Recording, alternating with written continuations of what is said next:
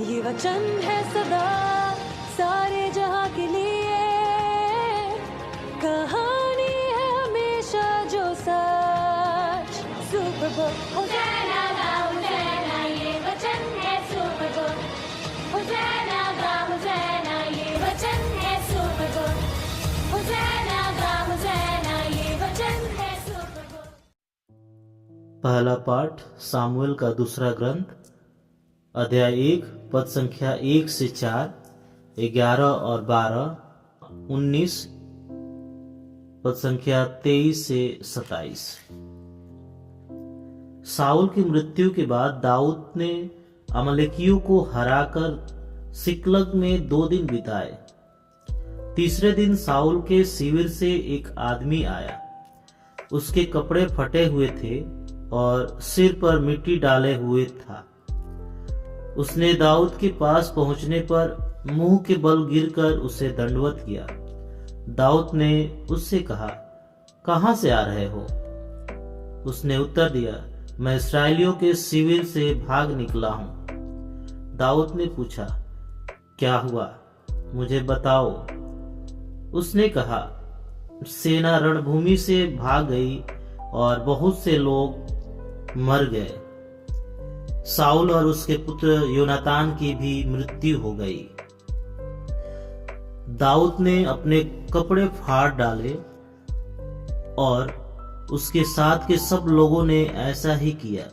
वे विलाप करने और रोने लगे, क्योंकि साउल, उसका पुत्र योनातान और ईश्वर की प्रजा इस्राएल का घराना, ये सब तलवार के घाट उतार दिए गए थे और उन्होंने शाम तक उपवास किया।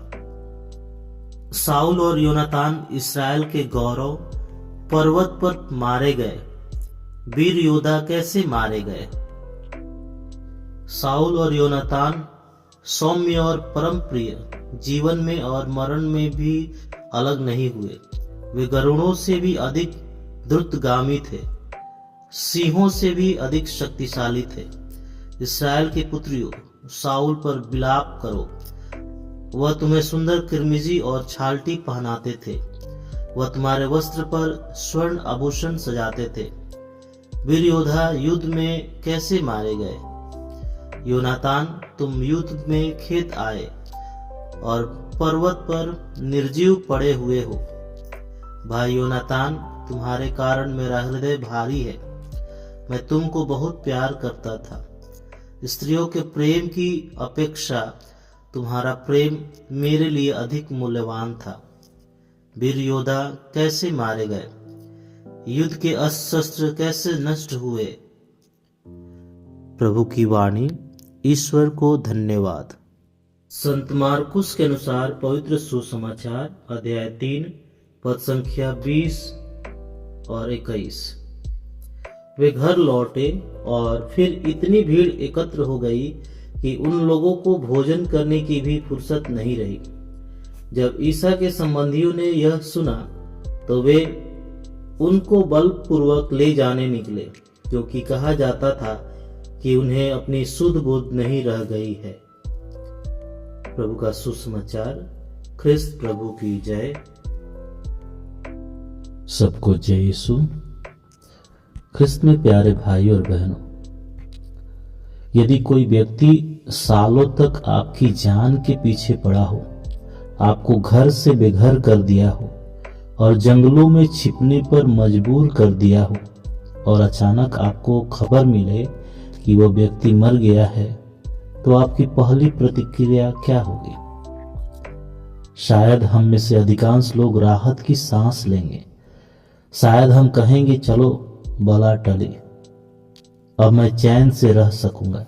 लेकिन आज ईश्वर का वचन हमें इंसानी सोच से बहुत ऊपर ले जाना चाहता है। आज हम 2 महान हृदयों को देखते हैं, एक राजा दाऊद का दिल और दूसरा हमारे प्रभु यीशु मसीह का दिल। कृष्ण प्यारे भाई और बहनों, आपके जीवन का सबसे बड़ा दुख क्या है? क्या आपने कभी अपने जीवन में सोचा है कि सबसे बड़ा दुख क्या होता है? वह दुख जो आपको पूरी तरह से तोड़ दे। हम सभी के जीवन में ऐसे पल आते हैं और आए हैं। राजा दाऊद का जीवन भी दुखों से अछूता नहीं था। आज के पहले पार्ट में हम राजा दाऊद को एक गहरे दुख में देखते हैं। वह इतना उदास है कि फूट फूट कर रोने लगता है।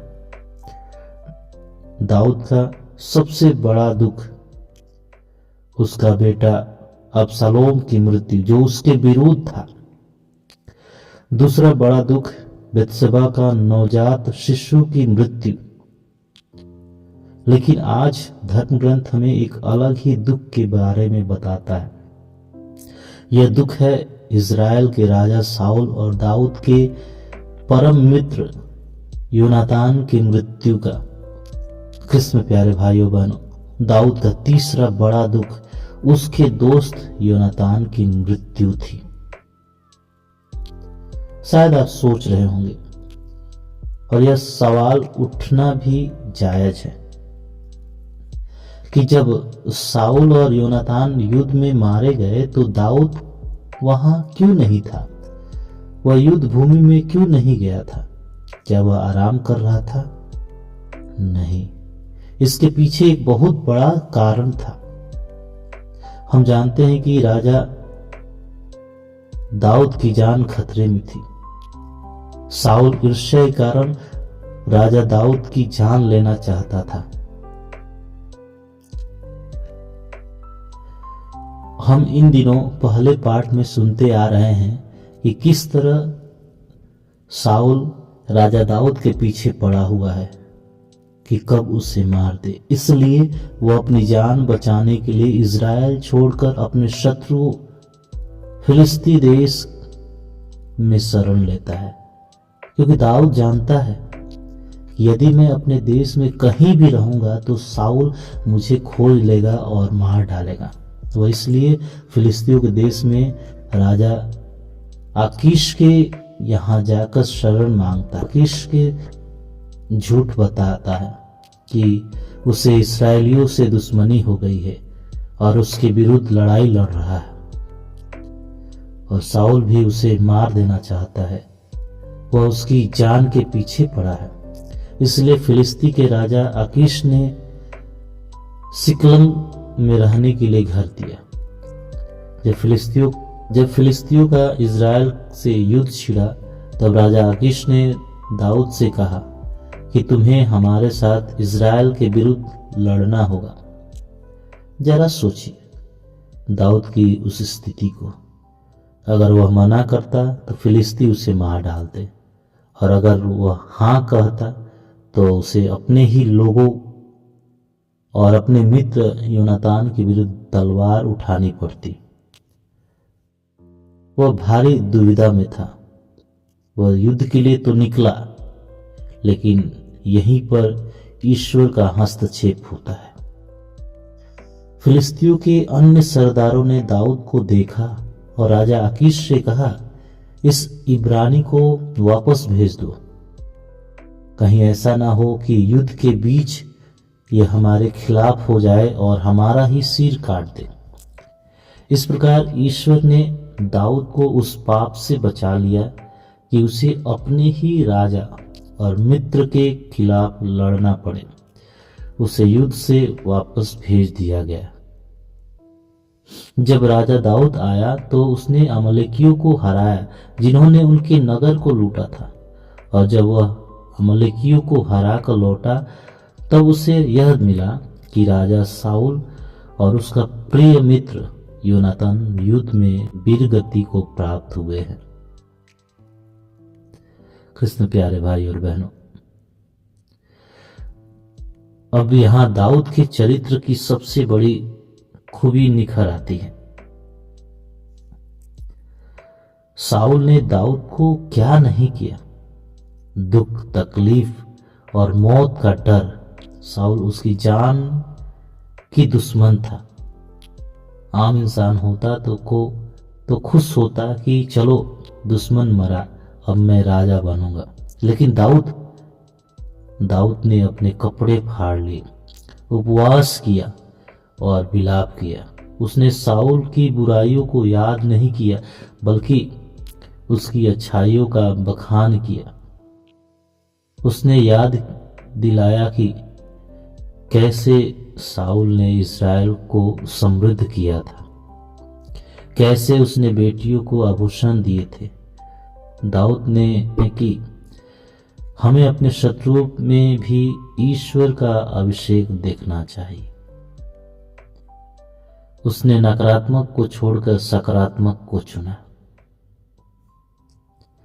ख्रिस्त में प्यारे भाई और बहनों, जब आज हम सुसमाचार की ओर मुड़ते हैं तो हमें एक और प्रकार का समर्पण दिखाई देता है। संत मार्कुस हमें बताते हैं कि यीशु अपने मिशन कार्य में लोगों को चंगा करने और सुसमाचार सुनाने में इतने व्यस्त थे कि उन्हें भोजन करने की भी सुध नहीं थी। यहाँ तक कि उनके अपने परिवार वाले और रिश्तेदार कहने लगे कि यह पागल हो गया है, इसका मानसिक संतुलन बिगड़ गया है। जैसे राजा दाऊद ईश्वर के अभिषेक के प्रति वफादार थे, वैसे ही प्रभु यीशु मसीह अपने पिता के कार्य के प्रति पूर्ण रूप से समर्पित थे। दुनिया जिसे पागलपन कहती है वह ईश्वर के लिए प्रेम की दीवानगी है। हमें भी अपने कर्तव्य, अपनी सेवकाई को इतना ही लगन और सच्चाई से करना है। ख्रिस्त में प्यारे भाई और बहन, आज के वचनों में हम दो बातें सीखते हैं। दाऊद की तरह क्षमाशील बने, जो हमें दुख देते हैं उनकी बुराई करने के बजाय उनके लिए प्रार्थना करें और उनकी अच्छाइयों को देखें। यीशु की तरह समर्पित बने, हमें जो भी जिम्मेदारियां मिली है उसे पूरे दिल से निभाएं।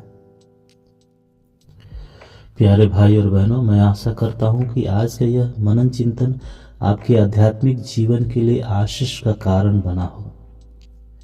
बाइबल के ये वचन गहरे हैं।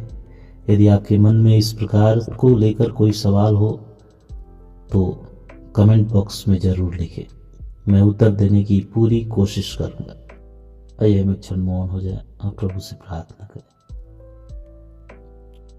हे प्रभु यीशु, हमें दाऊद जैसा बड़ा दिल दे जो माफ कर सके।